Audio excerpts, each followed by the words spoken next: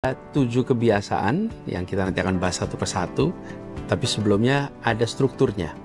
3 yang pertama itu fokus pada kemandirian atau kemenangan pribadi.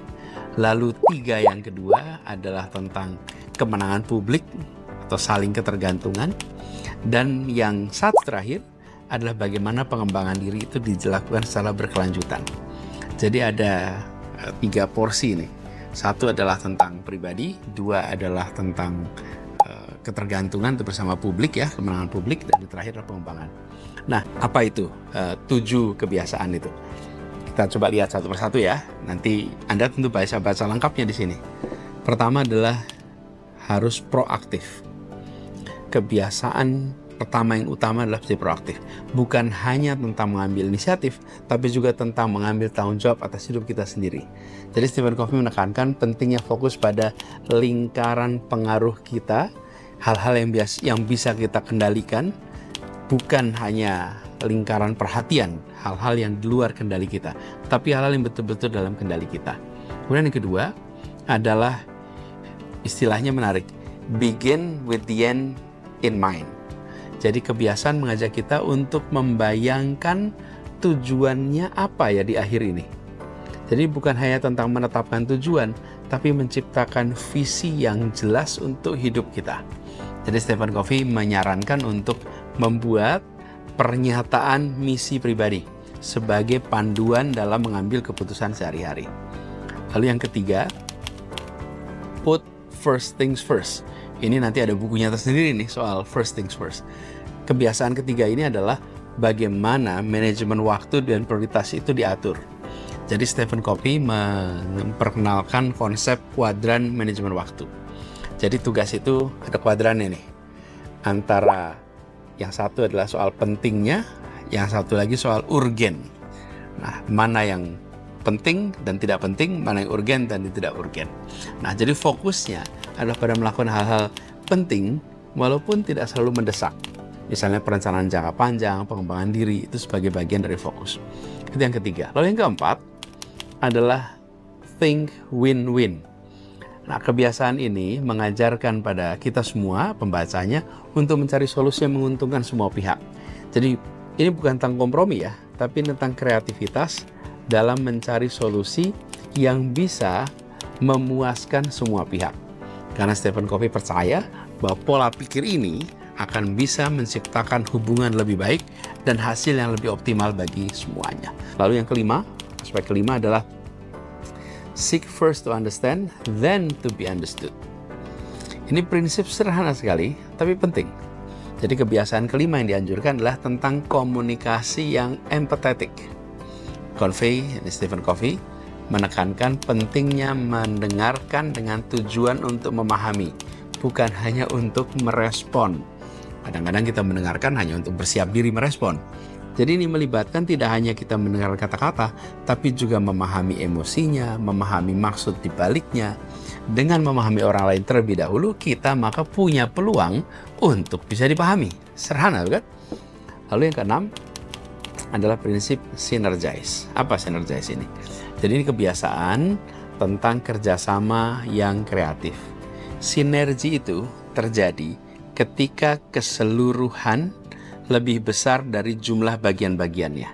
Jadi ini tentang menghargai perbedaan, ini tentang menciptakan solusi yang lebih baik lewat kolaborasi. Jadi Stephen Covey ini percaya, dan dia tunjukkan studinya, bahwa sinergi adalah puncak dari semua kebiasaan sebelumnya. Itulah 6 hal. Lalu yang terakhir adalah terkait dengan pembelajaran. Jadi kebiasaan ketujuh adalah tentang pembaharuan diri yang berkelanjutan. Jadi Stephen Covey ini menganalogikan dengan gergaji. Gergaji itu ketika dipakai, lama-lama akan tumpul. Karena itu, gergaji itu harus terus-menerus diasah. Dengan diasah terus-menerus, maka gergaji itu akan selalu tajam. Jadi, ini melibatkan pembaharuan di beberapa aspek. Pertama, aspek fisik. Kedua, aspek mental. Ketiga, aspek sosial dan emosional. Dan keempat, aspek spiritual. Dengan terus mengasah gergaji, mempertajam itu, maka kita bisa memastikan bahwa diri kita akan selalu efektif dalam jangka panjang. Nah, buku Seven Habits of Highly Effective People ini satu hal menjelaskan konsepnya. Lalu ada personal workbooknya. Ini seperti sepasang. Di sini dijelaskan konsepnya, di sini dijelaskan tentang panduan aplikasinya. Jadi yang panduan aplikasi ini bisa diisi di sini. Misalnya ketika menyusun rencana, goal planning, jelaskan ini rencana jangka panjangnya apa, deadline-nya kapan, kemudian keutamaan pada misi, perannya sebagai apa, lalu step-stepnya apa, langkah-langkahnya, kemudian deadline-nya bagaimana. Jadi di sini digambarkan secara praktis tentang bagaimana mempraktekkan dari konsep yang dibuat tadi. Dan ini 6 kebiasaan orang-orang yang efektif ini itu dijelaskan di sini. Yang 3 pertama ini aspek dependence. Be proactive, begin with the end in mind, kemudian put first things first. Ini komponen dependent. Lalu 3 yang berikutnya adalah think win-win, seek first to understand, then to be understood, lalu synergize. Nah, ini adalah public victory. Jadi, ketika kita mengerjakan 3 pertama, kita akan mencapai independence. Ketika berhasil mengerjakan 3 yang kedua, kita akan mencapai interdependence.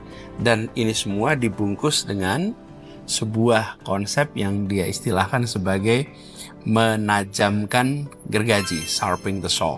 Nah, ini pembelajaran terus-menerus. Jadi ini unik sekali, karena itu tidak aneh kalau buku ini termasuk salah satu panduan pengembangan diri yang paling populer. Jadi bukan sekedar teori, tapi termasuk panduan praktisnya. Dan keindahan dari konsep Seven Habits of Highly Effective People ini adalah dia saling terkait, saling memperkuat. Dan semakin kita mempraktekannya, semakin kita menjadi lebih efektif. Karena itu saya menyarankan kepada teman-teman semua untuk baca buku ini dengan lengkap. Ada banyak wawasan, ada banyak latihan-latihan praktis yang kita bisa bahas lewat pembelajaran di sini. Dan sekarang ada banyak sekali turunan dari buku ini. Ada untuk remaja, ada untuk anak-anak. Jadi Seven Habits of Highly Effective People ini sudah memiliki banyak derivatif. Jadi buat teman-teman semua, manfaatkan, jangan lewatkan. Kalau ada kesempatan untuk cari buku ini, manfaatkan, dan insya Allah kita akan bisa menjadi orang-orang yang jauh lebih efektif dalam menjalankan apa yang menjadi tanggung jawab kita.